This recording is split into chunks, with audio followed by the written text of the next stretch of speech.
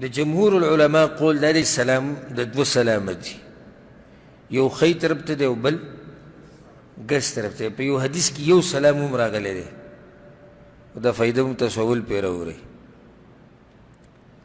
او دا فایدې به هم د سلفیانو په درسونو کې اورئ، بل ځای کې دا فایدې نه، ځکه چې هغو ته خو یو دایره ده محدود، د دې دایرې نه څوک وتی شي نشي وتی. بھئی زمونږ مذهب بس، او موږ ته خو دایره د قرآن او حدیث،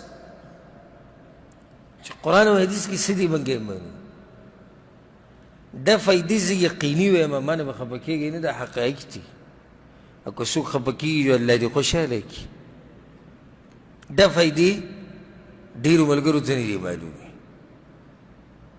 او چې کله موږ خبرې شروع کړو نو ته به چې دا د شیخ الاسلام ابن تیمیه رحمه الله نوسی دی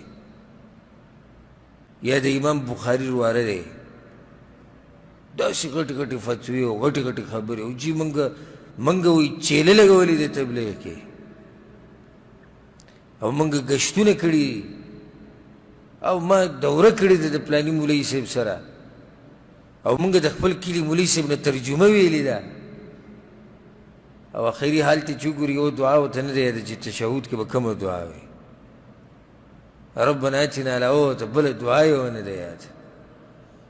خو چې خبرې شروع کړي ته به وایي چې دا ځمکه او اسمان یې وکړو، نو په هغې به ته دلیل وښیم. اگر که جمهور العلماء وایي هغه حدیث ضعیف دی، خو صحیح خبره دا ده چې داسې ډېر روایتونه راغلي دغه مسله کې. امام ابن ماجه رحمه الله او نور امامانو حدیثونه راوړي دي، په هغې کې یو طرف ته سلام شتي، یو سلام شتي په هغې کې. خو مشهور او اکثر علما چې کوم وایي نو هغه وایي چې دوه سلامه دي، د یو د حدیث هغوی ضعیف وایي یا د دې نور جوابونه کوي. خو دا کم سلام چې دوه طرف ته دی، د دې یو څو طریقې دي، 15 طریقې دي، 15. که زه هم دا مسئلې به تصول پرې راوړئ، بیا خود راشي نو وایي نوي مسئلې دي. اوس دا نوي خو نه دي، دا موږ چې کوم حدیثونه بیانوو دا خو پیغمبر صلی الله علیه وسلم ویلي، خو نوي دی. غریب ته به دې ښکاري چې ده اوس واورېده، او دا یو نیم به د ځان نه امام ذهبي جوړ کړی. یاره مونږ خو دا مسئلې چې د ژوند کې نه دي اورېدلي. ته به وایې چې ده چېرته یو 50-50 کتابونه یاد کړي دي، او په هغه 50-50 کتابونو کې ده ته دا مسله مخې ته نه ده راغلې. که چېرته اوس یو داسې لوی عالمي الله ورله ډېره پوهه ورکړې وه، او هغه دا ووایي چې دا مسله ما نه ده اورېدلې، نو د هغه د خبرې بیا هم څه نه څه وزن شتي که نه. نو اوس یو عامي یا یو چڼی یا یو کمزوری عالم راپاسي وایي چې دا مسله جي موږ نه ده کتلې کتابونو کې، نو ولې تا ټول کتابونه کتلي دي، او ولې تا ټولې مسلې اورېدلې دي چې ته نن دا خبره کوې. 15 طریقې دي یادې کړئ، او په هره طریقه به درته انشاءالله دلیل هم ښیم. یوه طریقه خو مشهوره ده، امام نسائی، امام ابن ماجه او په نورو کتابونو کې دا حدیث راغلی چې دواړو طرفونو ته به سلام وګرځې، او هر طرف ته السلام علیکم ورحمة الله، السلام علیکم ورحمة الله. دا خو هغه مشهور سلام دی. دویمه طریقه امام ابو داود رحمه الله دا حدیث راوړی، امام ابن خزیمه رحمه الله، په هغې کې دا دی چې پیغمبر صلی الله علیه وسلم چې به کله ښی طرف ته سلام وګرځو نو وی به السلام علیکم ورحمة الله وبرکاته، او ګس طرف ته چې به وګرځو نو السلام علیکم ورحمة الله. څو طریقې شو؟ دوه. درېیمه طریقه دا ده، امام ابو داود رحمه الله دا روایت راوړی، السلام علیکم ورحمة الله وبرکاته ښی طرف ته، او ګس طرف ته السلام علیکم ورحمة الله وبرکاته. څلورمه طریقه امام نسائی رحمه الله دا آیت راوړی دی، دا حدیث راوړی دی امام نسائی رحمه الله، ښی طرف ته السلام علیکم ورحمة الله، او ګس طرف ته السلام علیکم. او پنځمه طریقه دا ده، امام نسائی رحمه الله دا حدیث راوړی دی چې پیغمبر صلی الله علیه وسلم به سلام ګرځو دواړو طرفونو ته السلام علیکم السلام علیکم. څو طریقې شي؟ څوک به راته ښه صحیح واوري هسې یو غر او بل غر به نه اوري.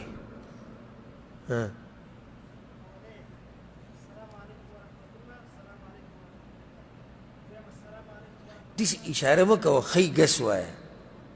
اولنۍ طریقه دا شوه چې دواړو طرفونو ته السلام علیکم ورحمة الله.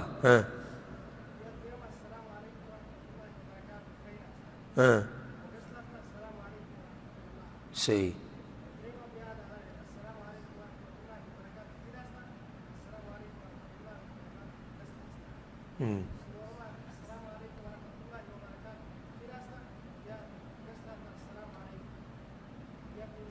وبرکاتو هغې کې نشته. السلام علیکم ورحمة الله.